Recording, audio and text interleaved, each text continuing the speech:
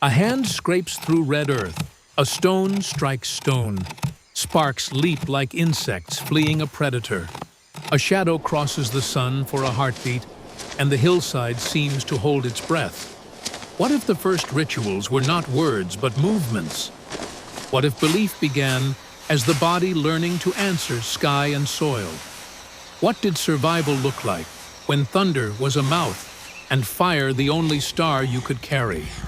Before dawn, the clan moves like a single animal across the grass, slow and deliberate, the breath of night still clinging to their hair.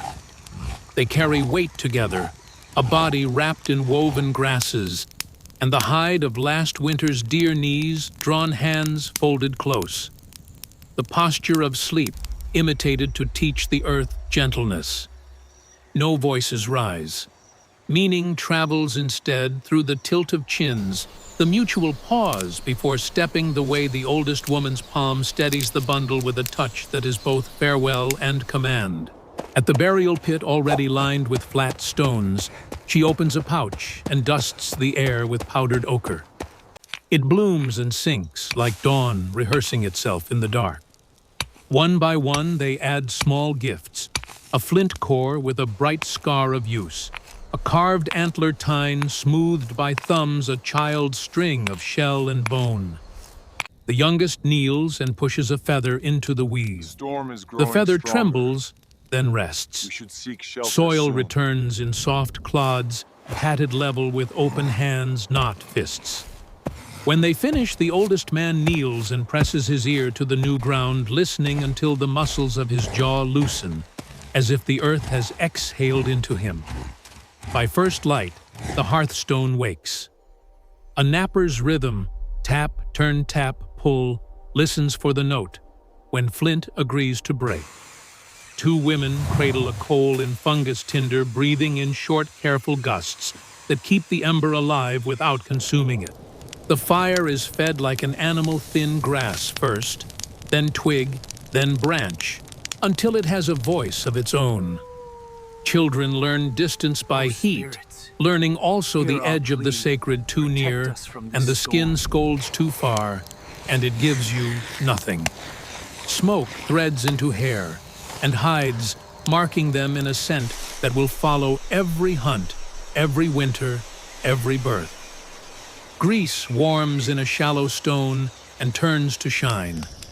Hands dip and draw lines along forearms and cheeks, ash-gray ochre red, making bodies into moving cliffs and riverbeds.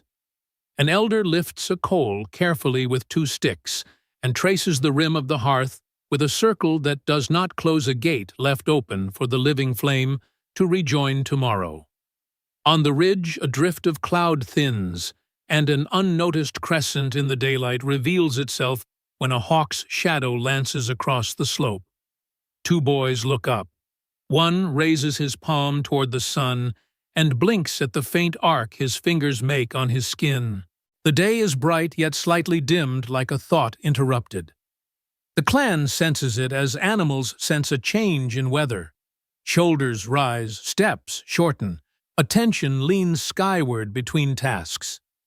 A woman gathering bulbs pauses, makes a quick sign with 3 fingertips to her forehead chest, and the air between gesture inherited function, felt rather than explained.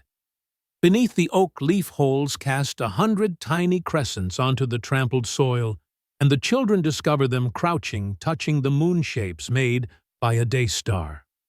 A runner heads for the high stone, the place where the sky is answered. Far to the west, thunder murmurs with the patience of something ancient and sure, and the fire answers with a crack, as if 2 old beings are clearing their throats before speaking.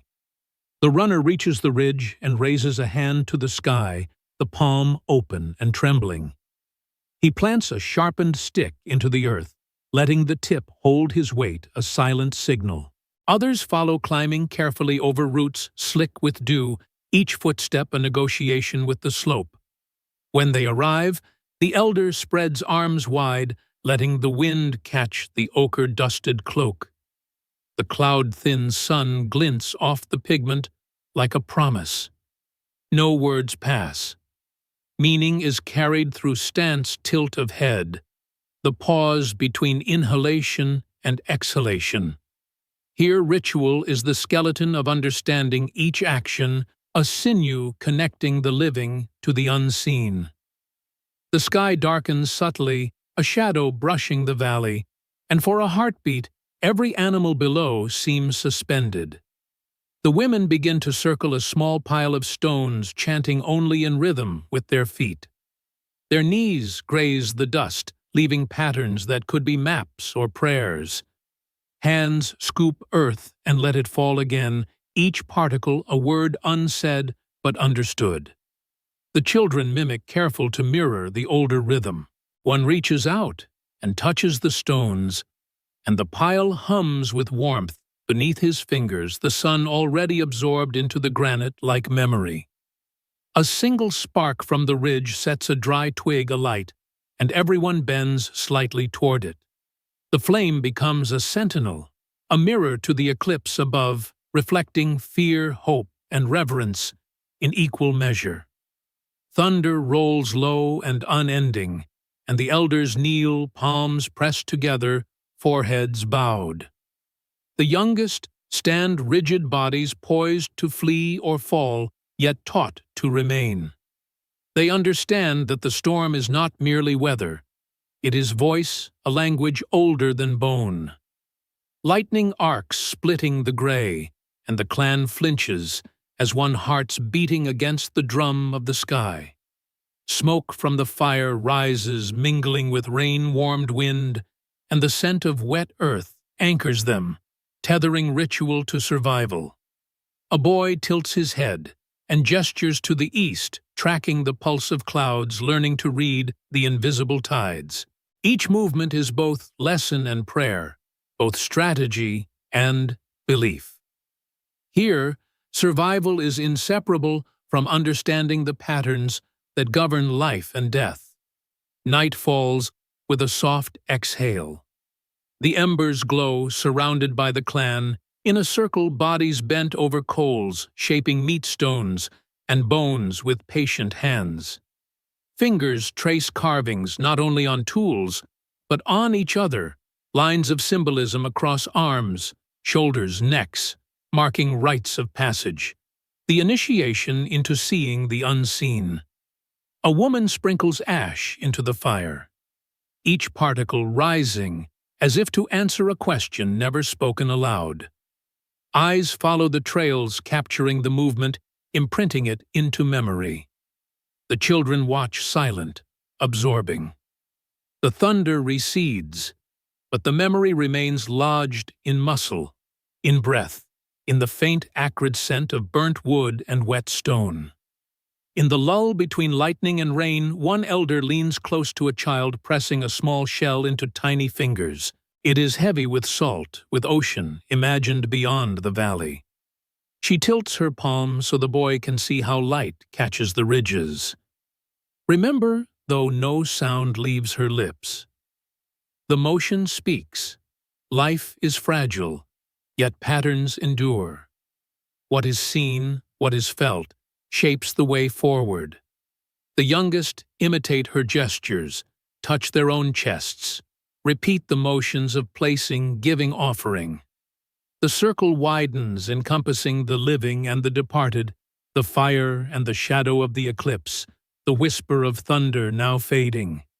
Every action, from burial to fire-making, from observing the sun to listening to storm, becomes a strand in the tapestry of understanding, an unbroken chain connecting human presence to a universe that is both fierce and instructive. As night deepens, the fire flickers against the velvet of the sky. The clan sits in stillness, shadows dancing across faces lined with soot and memory. Above, stars pierce the darkness, each a silent witness to the rites performed below. Hands trace patterns in the ash, imitating the arcs of the sun and moon, the fleeting shapes of clouds, the invisible paths of lightning. Each motion is a lesson to survive, is to notice, to believe, is to act, to understand, is to embody. The youngest trace lines in the dirt with sticks, copying the adults, learning not only the gesture, but the weight of intention behind it. A sudden rumble vibrates through the ground, distant yet certain. The elders rise, moving toward the edge of the circle, raising arms in a slow, measured rhythm. The children mirror the movement, mimicking posture, and timing their small bodies, absorbing the cadence of centuries. Smoke curls from the hearth, carrying with it the scent of hearth and forest, mingling with the faint tang of rain that has begun to fall. The droplets patter on hides and hair, creating a rhythm that merges with the rolling thunder. Each clap of sky above resonates in the chest, in the hands, in the soul, a reminder that the natural world is both adversary and teacher. Nearby, the burial pit lies quiet, marked now with fresh stones and remnants of offerings. The eldest touches the mound lightly, sending a ripple of reverence through the group. No words are needed. Silence conveys what speech cannot: respect, memory, continuity. The young ones kneel beside the pit, placing small leaves and carved bones, repeating gestures observed countless times, learning the language of care and remembrance. This is the origin of belief, etched in motion and breath, not yet codified in symbols, but alive in every attentive eye and responsive muscle. The fire dims, leaving embers that glow like dying stars. The clan leans closer, protecting the heat, as if holding the pulse of the world in their palms. They exchange fleeting glances, gestures of understanding, of reassurance, of shared vigilance. Every heartbeat echoes with the patterns learned today, from burial to fire, eclipse to thunder. Each ritual is a thread weaving survival into meaning. And in the rhythm of these acts, the first humans carved not only their path across the land, but their connection to the sky. The storms, the unseen forces that will guide, challenge, and shape them for generations to come. The night holds them, cradles them, and in that stillness they are both infinitesimal and eternal. Small bodies, immense in awareness, standing at the threshold of understanding, learning that survival is inseparable from reverence, that life itself is ritual, and that every gesture, every spark, every pause is a story waiting to endure.